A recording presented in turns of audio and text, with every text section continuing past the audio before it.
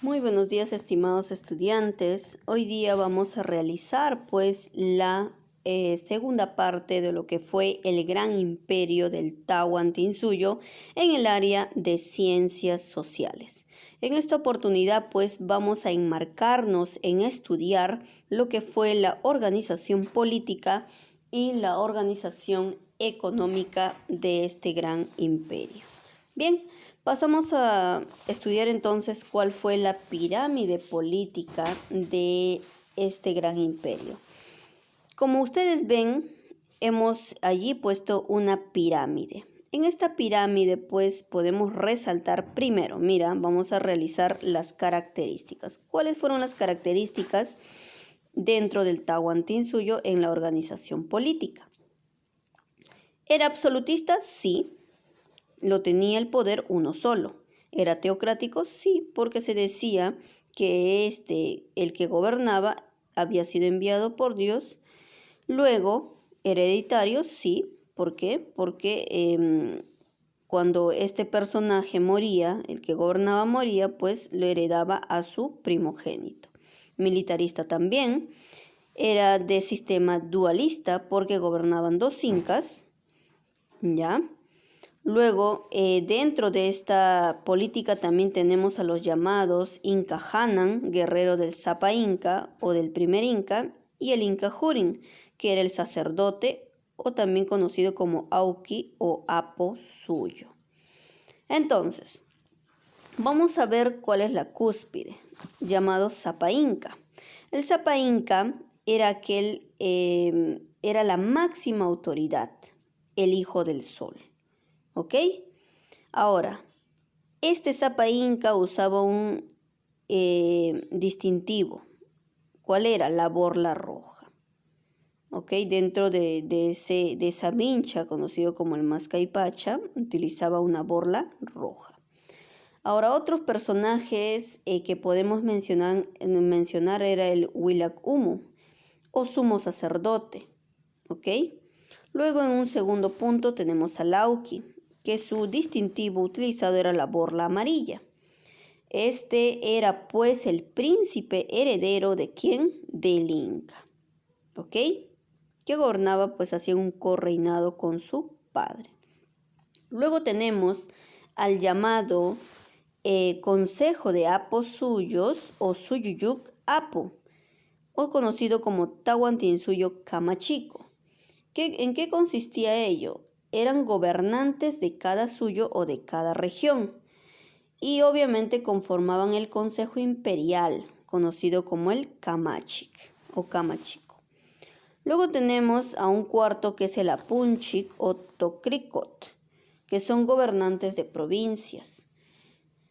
Luego tenemos a los llamados Curacas de paz, conocido como La Paz, y el Sinchi era el de guerra.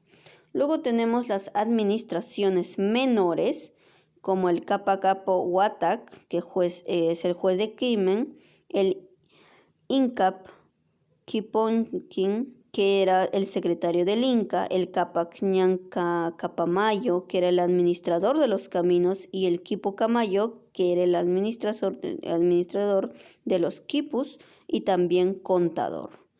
Pero también existía el llamado Camachico. ¿Qué era el Camachico? Era la asamblea popular integrada por hombres y mujeres y curacas de 100, de 50, de 10 o 5 familias, como lo fuera conveniente. Y también tenemos aquí presente al Purej, quien es el jefe de la familia.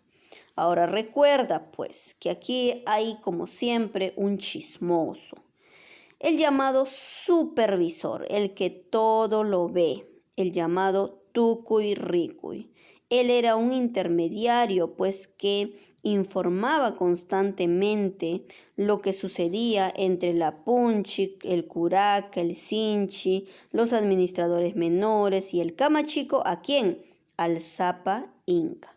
Entonces, el Tucuy Ricuy era un visitador, era un fiscalizador, era un supervisor, un hombre de confianza del Inca y su nombre está en quechua y significa el que todo lo ve.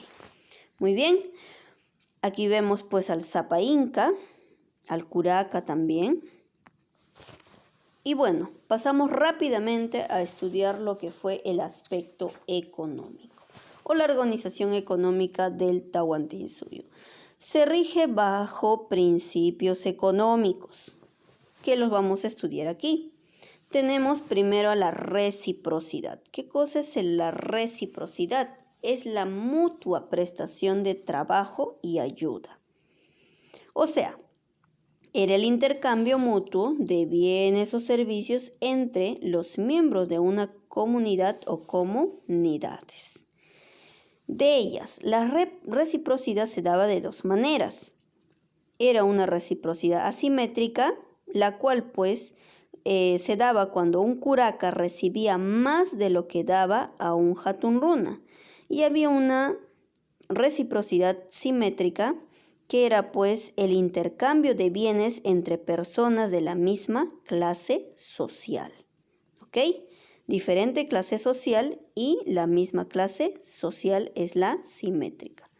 Luego tenemos a otro principio que es la redistribución. O sea, es el reparto entre los ayllus, obviamente, del excedente recaudado por el Estado. O sea, el excedente, lo que sobra. Consistía en entregar trabajo al Estado a cambio de bienes que se distribuían a todos los ayllus, sobre todo los excedentes productivos. Bien, ¿cuáles son las actividades económicas principales dentro del Tahuantinsuyo? Tenemos, por ejemplo, la agricultura, que es la base económica de los incas. Ellos cultivaron alimentos como, por ejemplo, la papa, que estamos observando aquí, maíz, tenemos a la oca, tenemos al payar, tenemos también al frijol, tenemos al zapallo y a otros alimentos más. Luego en la ganadería, que es la segunda actividad económica importante dentro del Tahuantinsuyo, pues los incas fueron los únicos que van a conocer la ganadería en América precolombina. Se basa principalmente en ¿qué? En la crianza de auquénidos. Auquénidos o también llamados camélidos americanos, como lo fueron las llamas o como lo son, mejor dicho, porque hasta hoy en día pues se siguen haciendo ganaderías de este tipo de animales, alpacas, guanaco, vicuña, ¿ok? Además, pues ellos usaban productos de dos auquénidos salvajes, aprovechando su lana, lo que ya acabamos de mencionar, ¿no? La vicuña y el guanaco. También, por otro lado, está el cuy, no hay que dejarlo de mencionar. La organización de la economía incaica estuvo basada en formas de trabajo. Tenemos a la Aini, tenemos a la Minca, tenemos a la Mita y también podemos mencionar a la Chunga. El Aini, ¿qué cosa es? Es un trabajo en el que se prestaban ayuda mutua. Es un trabajo recíproco entre los miembros del Anyu o familia extensa. Luego tenemos a la Minca, que es un trabajo colectivo, un trabajo comunitario, obligatorio, a favor de la comunidad. Se sembraba en las tierras del Inca de repente, ¿no? O se hacía caminos. Luego tenemos a la Mita, que es un tipo de trabajo obligatorio, por turnos, en favor de ¿quién? Del Estado. Ahora, el trabajo presentó la actividad principal del imperio, que bien podía sintetizarse en la frase de el que no trabaja, no come. Entonces, por eso realizaron estas tres formas de trabajo. Lo siguiente. Dentro de las características del trabajo podemos reconocer lo siguiente. Había colectivismo, había obligatoriedad, había alternabilidad, porque era por turnos, y también era equitativo. Las características. Fue fundamental pues constituía la única manera de dar tributo y generar riqueza dentro del Tahuantinsuyo. Cuando mencionamos que era obligatorio, pues nos decía que todos tenían que trabajar sin distinción de clases, todos. a menos que fuera pues la familia de la nobleza, o sea, del Sapa Inca. Era equitativo también porque cada persona trabajaba de acuerdo a su capacidad. Por eso existían años, ¿no? Más jóvenes, más adultos y más ancianos. Era alterno porque existía periodos de descanso y variación en el trabajo que se realizaba. También hubo un respeto y dominio de la naturaleza. Los incas van a cultivar pues sus productos de acuerdo a los pisos ecológicos que existían.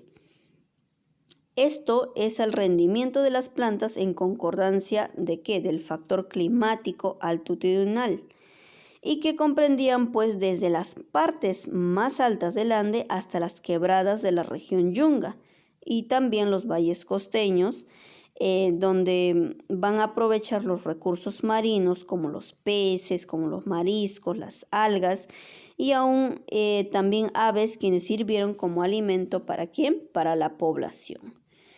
Los incas han construido centros de experimentación agrícola, como por ejemplo Moray en Cusco, que tiene varios pisos ecológicos.